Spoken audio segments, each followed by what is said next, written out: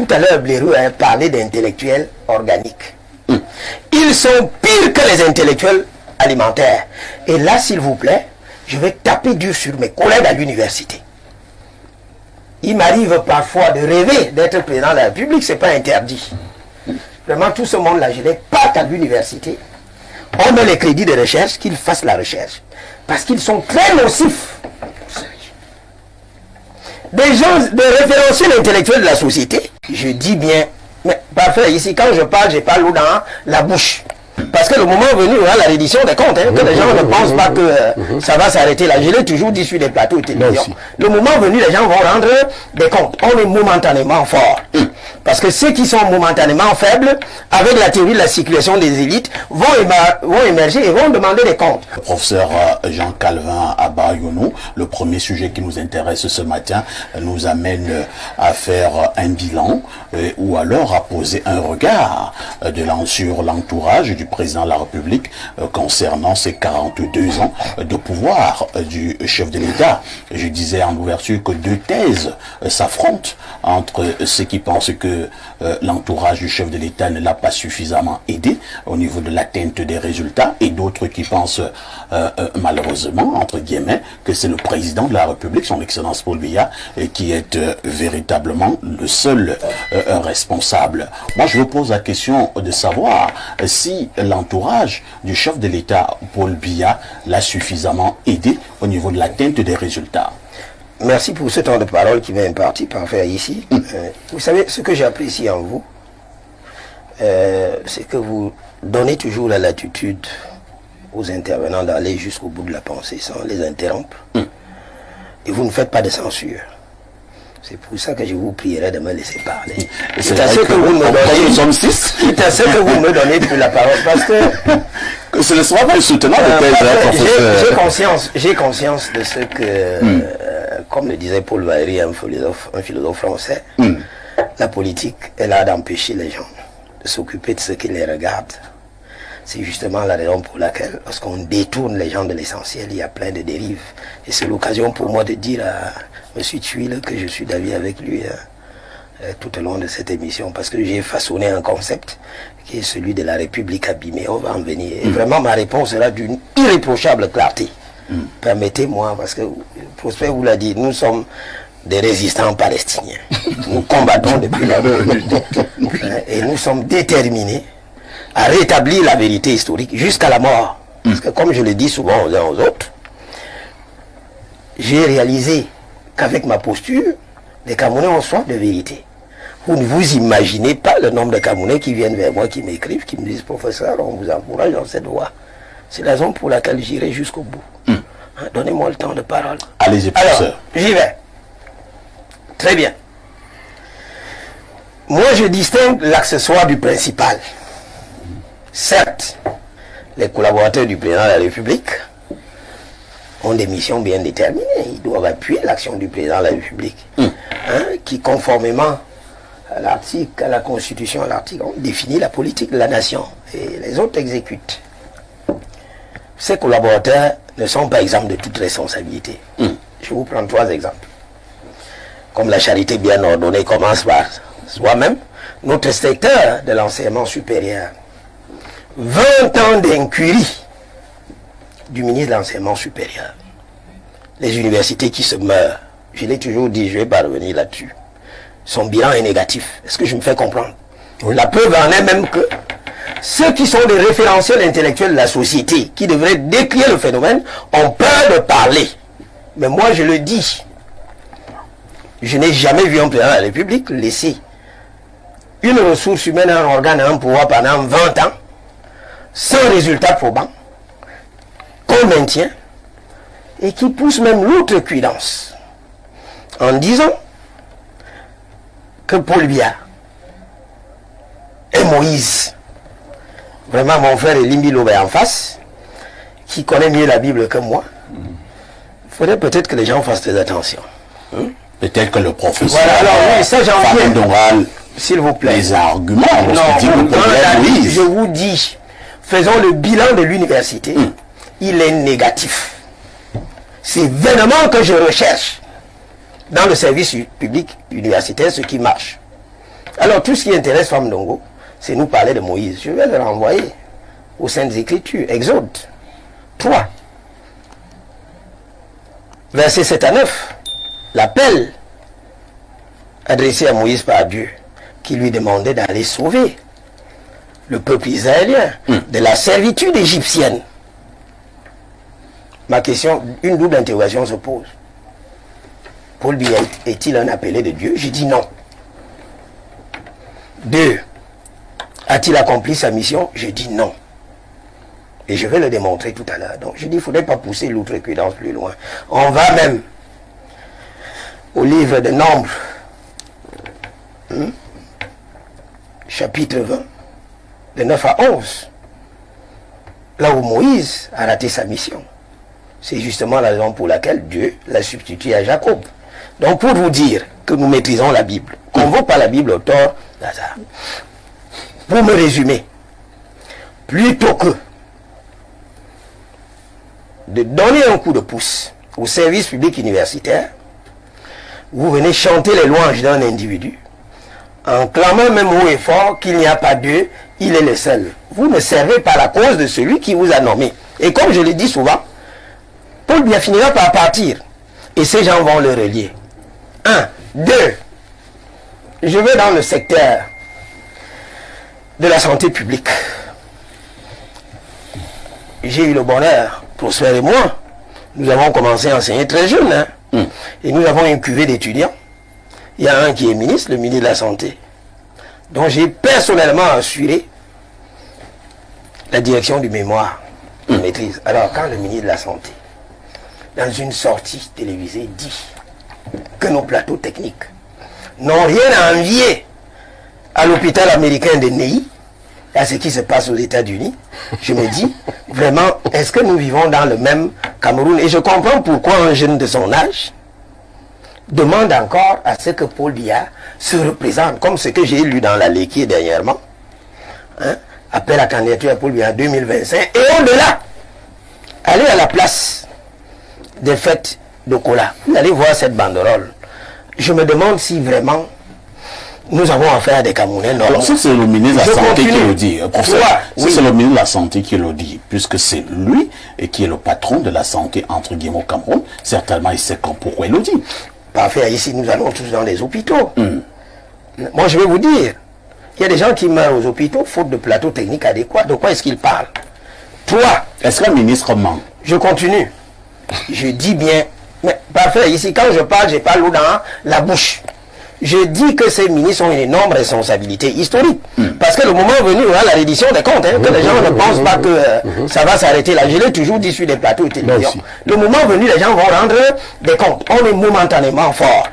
Parce que ceux qui sont momentanément faibles, avec la théorie de la circulation des élites, vont émerger et vont demander des comptes. Je prends un troisième exemple. Avant de crever directement l'abcès. Je suis un agriculteur de cacao. Puisque je suis du sud, j'ai des hectares et des hectares, des dizaines. Je me souviens de ce communiqué de presse du ministre du Commerce, qui est également là depuis 20 ans, mon Dieu, pour quel résultat? Avec l'inflation galopante, on ne maîtrise même plus les prix sur le marché, les salaires n'augmentent pas, qui a déclaré dans ce communiqué du 12 septembre 2024 que le prix du cacao désormais était de 5200 francs. Ce n'est pas ce qui se passe sur le terrain. Donc, on peut vous dire que ces collaborateurs ont une énorme responsabilité. Mais pour moi, c'est l'accessoire, comme je dirais au passage, dans le discours de l'hymne ancienne. Le président de l'Assemblée nationale, il est là depuis combien? Depuis 1972. Tout ce qui l'intéresse dans ses discours et autres et tout, oui. Paul Biya, l'homme providentiel que Dieu nous a donné. Ce n'est pas ce qu'on demande, ce n'est pas ce que le chef de l'État demande à ses collaborateurs. Je me pose bien la question de savoir si on a conscience de la souffrance des Camerounais. Les gens ont des difficultés à se soigner. On a parlé des néos tout à l'heure. Moi-même à soi, je fais cours sans énergie électrique. Imaginez sans micro ce que ça produit. Vous êtes obligé de crier. Je suis obligé de crier. Regardez au niveau de la poste centrale. Vous avez des nids de poules de près de 50 cm, même en pleine capitale. Mais c'est extrêmement dangereux. J'en viens. Maintenant, pour moi, je vais vous dire, ma réponse sera d'une irréprochable clarté. Et je vais droit au but. Allons-y. Le principal, moi je suis juriste, et je suis accroché à l'idée de l'objectivation de la responsabilité. Le principal responsable du drame camerounais, c'est le président de la République. C'est lui le problème du problème camerounais. Pourquoi est-ce que je le dis? Mettons en cohérence le discours politique qu'il s'est délibérément fixé et ce que dit la Constitution. Dans son discours d'investiture en 1982, que nous allons exhumer, lorsqu'il accédait au pouvoir, ça, ce discours, tout le monde peut l'avoir. Dans une première partie, il a passé tout son temps à magnifier Le président Ahidjo. le président Ahidjo et tout ce qu'il a laissé. Il faudrait que les qu'on prenne les Camerounais à tête. Vous avez encore quand même des gens qui sont intelligents dans ce pays. Et après avoir magnifié le discours du président Ahidjo, voilà ce qu'il dit in extenso. Voilà ce qu'il dit in extenso. Je cite. J'entends alors m'acquitter de ce devoir sacré que m'impose la Constitution, à savoir veiller à son respect. Mon illustre prédécesseur n'a jamais failli à ce devoir. Je n'y faillirai Point. Nous sommes des historiens du droit. C'est Paul Biya même qui le dit. Personne ne l'avait arrêté. Et je suppose qu'à l'époque, c'est lui-même qui avait écrit ce compte. Mon frère Limbi Lobé, ou mon petit frère Blérou, allez-y un peu. L'article 5 de la Constitution. L'article 5 de la Constitution décline déjà le travail auquel est astreint le président de la République, à l'alinéa premier. Paul Biya dit qu'il ne faillira jamais. Je vais vous démontrer qu'il a failli. Laissez un peu de côté ses collaborateurs. Hein?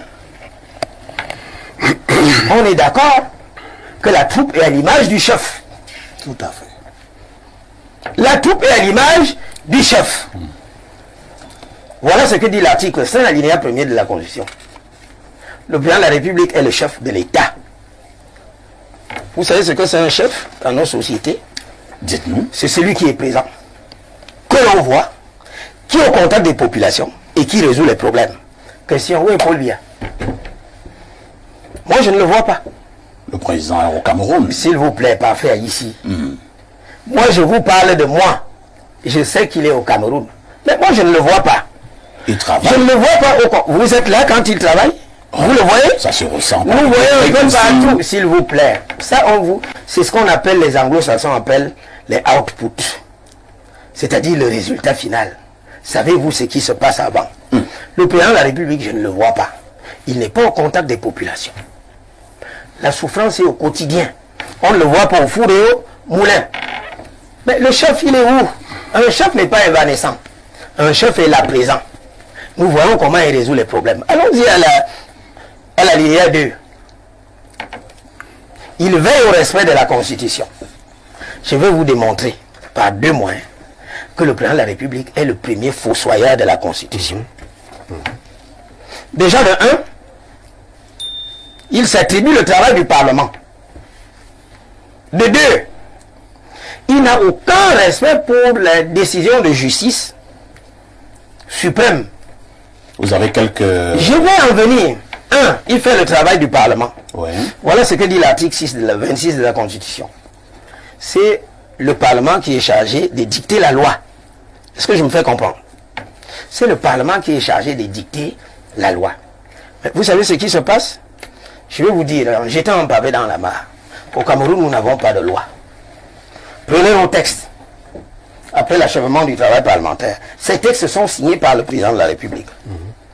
Mais la signature permet d'identifier l'auteur de l'acte. En signant ce qu'on appelle la loi, mais soyons sérieux. Ça veut dire que même le code de procédure par le code pénal qui sert à mettre les gens en prison, c'est sur la base des textes juridiquement inexistants. Vous savez, dans les pays normaux, ce qui se passe. L'article 27 de notre Constitution a fixé le mécanisme. Les matières autres que celles qui relèvent du domaine de la loi ressortissent au pouvoir réglementaire. Mais il y a un décret de promulgation de loi. Promulguer la loi par voie de décret et non signé.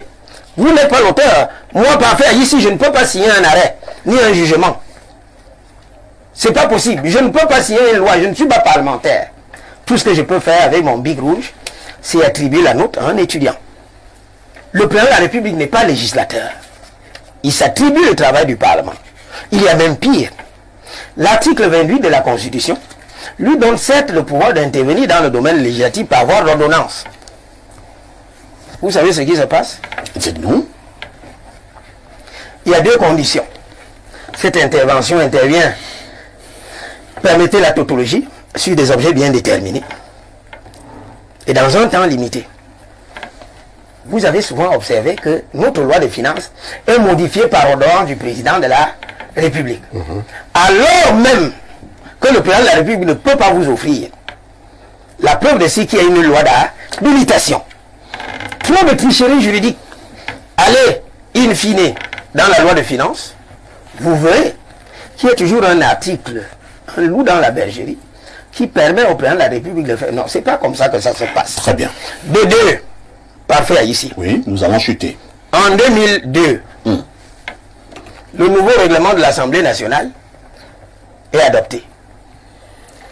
Il passe au crible, à l'époque, de la Cour suprême, agissant en lieu du Conseil constitutionnel qui n'avait pas été mis en place. La procédure de validation des mandats avait été déclarée non conforme à la Constitution. Est-ce que je me fais comprendre parfait ici?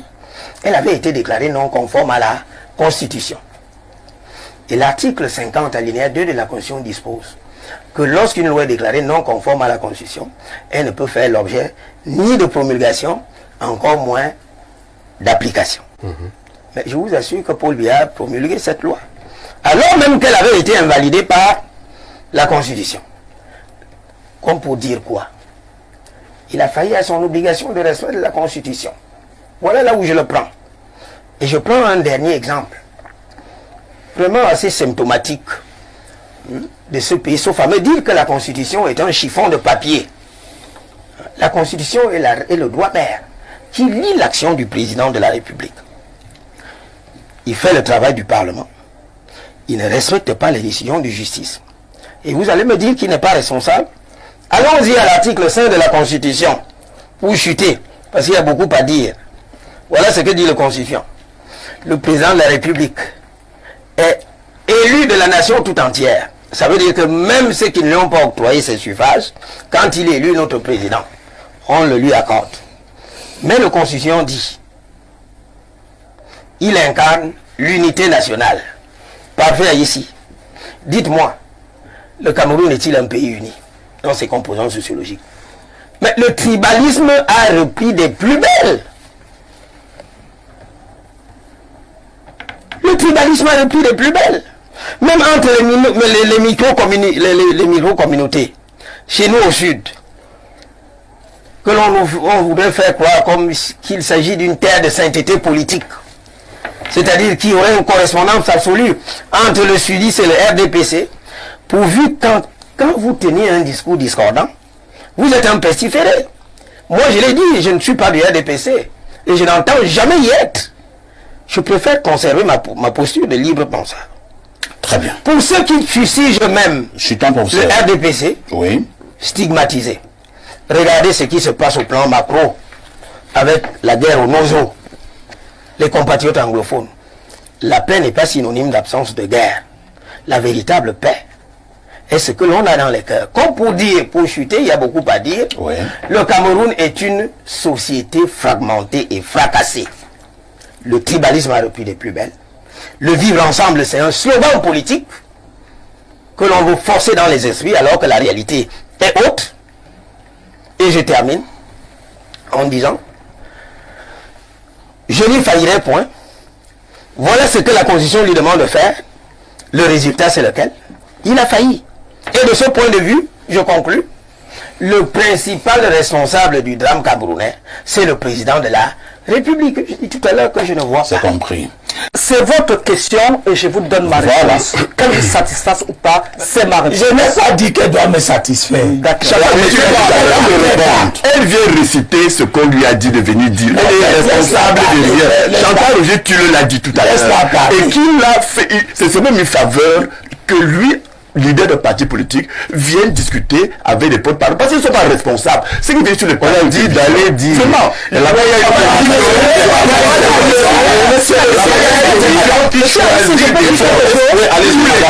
À l'homme politique maintenant.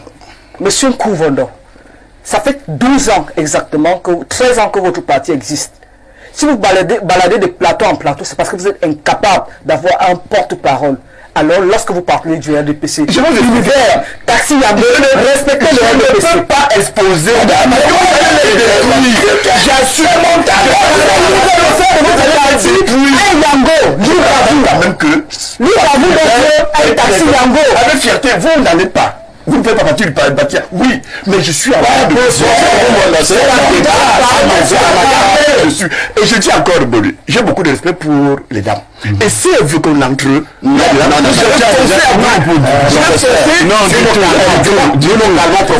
du tout.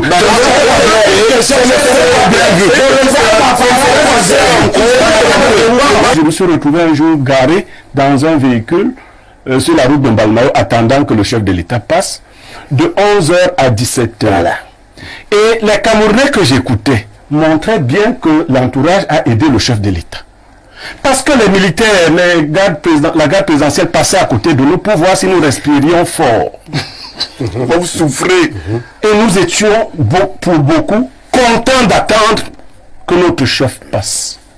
Quand le président s'est rendu compte qu'il avait des intellectuels qui pouvaient être des intellectuels organiques et qui pouvaient déployer. Là, le professeur Abba, on a cité abondamment la Bible, sauf qu'il n'est pas pasteur, moi je l'ai été. Professeur Famdongo a bel et bien raison sur un point, Bia et Moïse, en ceci que Moïse n'est pas entré dans la terre promise. Voilà. En cela, ils ont un point commun. Lui-même, il n'entrera pas dans la terre promise. Donc, l'entourage ne se reproche pas grand-chose. Allons région par région. Niat est là depuis l'époque d'Aïdio. Maintenant que Niat a vécu, on a pris le fils de Niat. Est-ce que l'Ouest ne répond pas favorablement? Est-ce que vous imaginez le nombre de Camerounais qui fuient leur terre promise alors que nous avons notre terre promise au Cameroun pour aller se chercher ailleurs?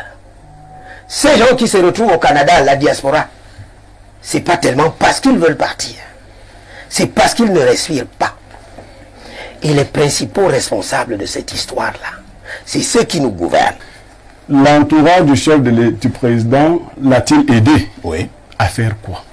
À réaliser ses objectifs, à atteindre ses objectifs. Est-ce que nous avons défini quels sont les vrais objectifs du chef de l'État?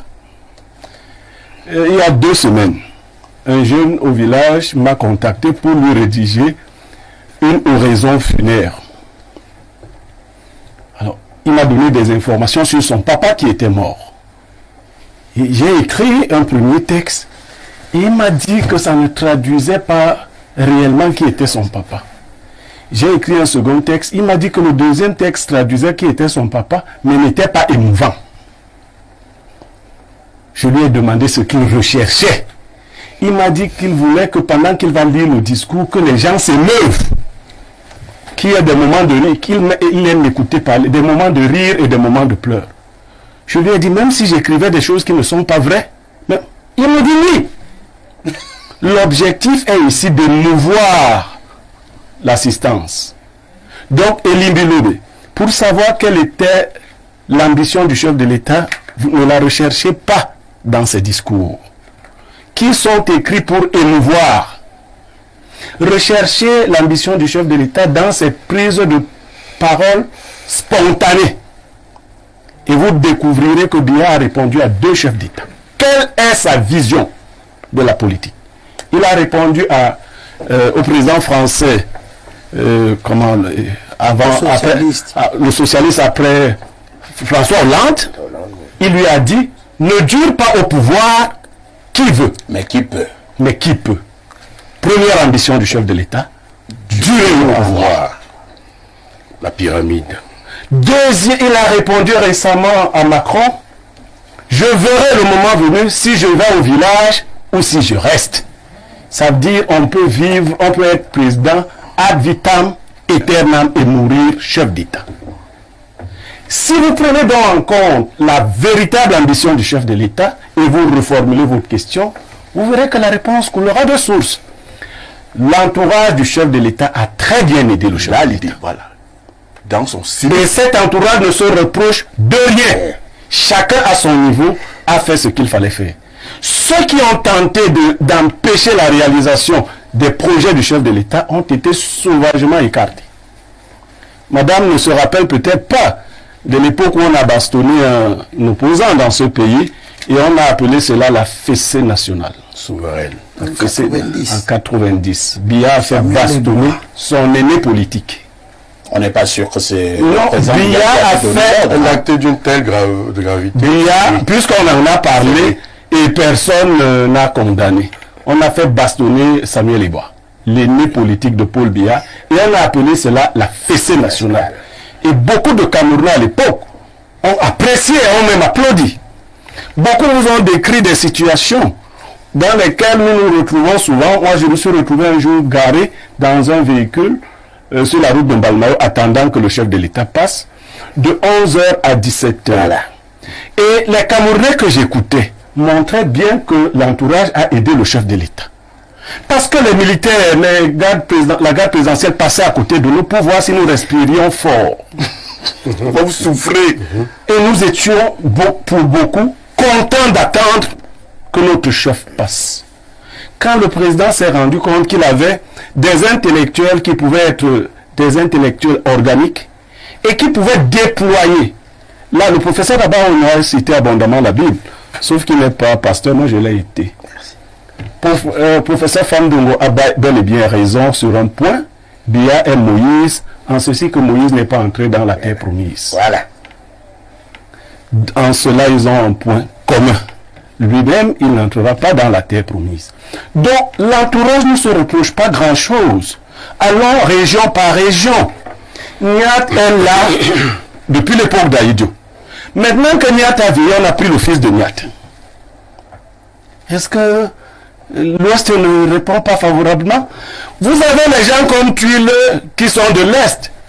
Tuile vient de vous dire que l'Est donne 100% à Paul Biya et qu'il n'y a pas d'électricité. Est-ce que l'élite de l'Est n'a pas aidé Paul Biya? Elle l'a aidé, puisque Biya ne leur a rien donné, mais ils ont fait que les populations restent fidèles.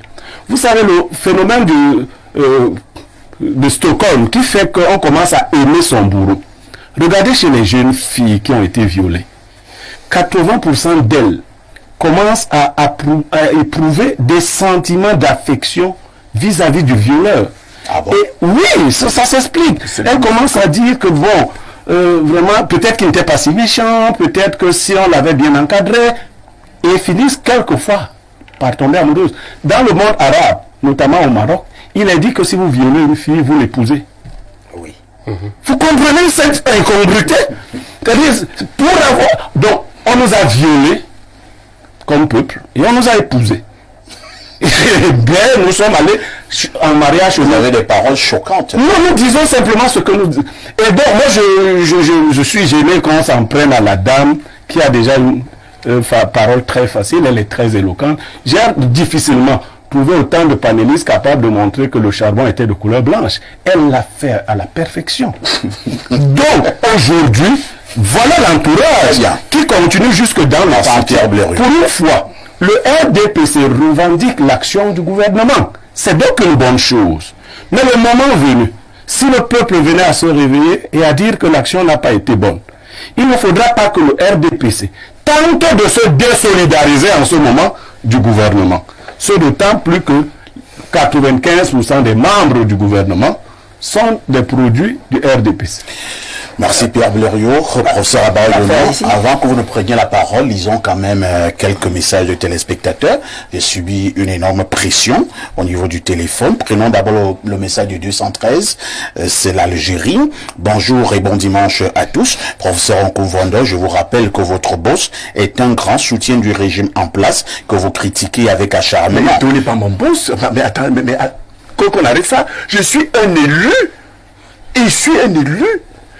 Et toi arrive nous trouve Non, et toi, vous Comment c'est Non, pas votre mais boss? je suis un élu, monsieur. Il est mon boss. Comment est votre boss? Il vous met sur la mission. Oui, mais vous êtes Un professeur de droit, il vous met sur la mission. oui, mais Vous avez beau un professeur titulaire des universités, quand vous êtes à la votre boss s'appelle Eto. Et vous avez accès également. Allez vous faire. c'est lui qui m'a donné la fédération. Non, collaborateur. Non, même pas son collaborateur. Je me suis dit, Est-ce que Eto peut vous nommer? Est-ce que Eto peut vous nommer? Réponds, est-ce que Eto peut vous nommer à un poste? Bien sûr que vous boss. Mais comment vous nommez vous votre boss? Mais je vous dis, c'est inventé pour me nommer. Ça, c'est ton problème. Moi, c'est pas mon problème, c'est le problème à tout le monde. À la télévision, en tant qu'élu, oui, du peuple de la Que soit élu ou pas, et toi, lever les gens qui étaient élus. la preuve, c'est que si c'est moi mon boss, je serais un soutien de Paul Biya aujourd'hui. Mais je dis, sur ce plan, il a ses soutiens. Qui soutient, qui veut, et je garde ma liberté. Arrêtez-moi ça. Nous allons lire un message. Pendant les élections présidentielles qui arrivent, juste au moment où vous allez vous préparer, vous allez battre campagne pour Akerimuna. Votre Bien boss, sûr que je le fais même déjà. s'il vous plaît. Votre boss qui est du RDPC, Non, vous c'est pas mon envoyez. boss. Je vous interdis de dire là dans le message mais arrêtez ça. Professeur Nkonvando, calmez-vous. Non, vous n'avez pas manipulé le puissant, c'est point. Je suis un homme libre. Professeur Même Biya ne peut pas aller mon boss. calmez-vous. Mais arrêtez-moi ça. Je suis un homme libre, comme disait le professeur Abayono. Personne n'a le droit dans ce monde d'être mon boss. Je m'interdis d'avoir les boss. On se comprend? D'accord. Mon boss dans ce monde. Je comprends. Dans le contexte. On va continuer. Personne, monsieur. Personne. Est-ce que je peux encore modérer Personne, ce monsieur. débat? Monsieur Nkonvando, ne pas encore modérer ce débat? Oui, bien sûr. D'accord. On va donc lire les messages. Alors, qu'est-ce qu'il dit là? Votre boss qui est du RDPC va vous envoyer dans la mission à Salapumbe dans le but de vous punir et de fragiliser votre parti et votre candidat. Et si jamais vous refusez d'aller à Salapumbe, Même le ministre Famine Dongo, je parle en le regardant. Il m'a nommé, je l'ai balancé son poste. Et d'ailleurs, je l'ai amené au tribunal, lui. C'est pour me dire que je n'ai pas de rien. Personne n'est au-dessus de l'enfant. Professeur la mère qui est née. Professeur Nkonvando. Quand vous lisez les messages, attendez d'abord. Non, mais arrêtez-moi ça. Arrêtez-moi ça de lire ce type de Je vais lire ce message, monsieur Nkonvando. Vous pensez que vous n'avez ce que je dis que je vais lire ce message. Je vais le lire. Je vais le piquer. Monsieur Nkonvando vous fait comprendre que quand vous parlez ici, les téléspectateurs qui nous écoutent, vous n'êtes pas ceux qui sont d'accord avec vous, mais ils vous subissent à la maison. Donc, ayez également la décence de respecter ces téléspectateurs. Qui souffre que je puisse me défendre. Je continue à lire le message.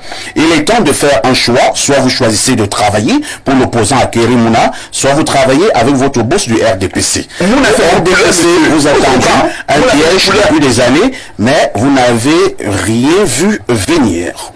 Autre message ce dimanche. Parfait. Quelle est cette habitude pour dire l'enfer? On choisit toujours à l'est. Il a dit quand on va vous envoyer à Salapumbe. Je suis à l'RDPC qui a travaillé avec l'Est fidèlement. Voyez-vous, nous sommes les qu'on appelle pour gagner les élections. Et on chasse quand il faut venir à table. Voilà. C'est l'enfer là-bas. On va encore lire certains messages. On dit, on envoie. Parfait. Regarde, il y a un déroulé là-bas en Gaoundé. Moi, j'y suis donc. J'y suis. Mais ça va, il me dire, oh, pour lui régler de compte, on la voit en Gaoundé dans l'enfer. Moi, j'y suis dans l'enfer. Professeur Nkonvando, moi je vous respecte. Je vous respecte dessus. Si vous ne respectez pas, respectez au moins la chaîne de télévision et les téléspectateurs. Non, j'ai beaucoup de respect. Permettez-moi de faire mon travail, monsieur le professeur. Permettez que je me défende. Mais vous n'avez rien fait. Mais vous n'avez rien fait. Permettez-moi de continuer à faire mon job.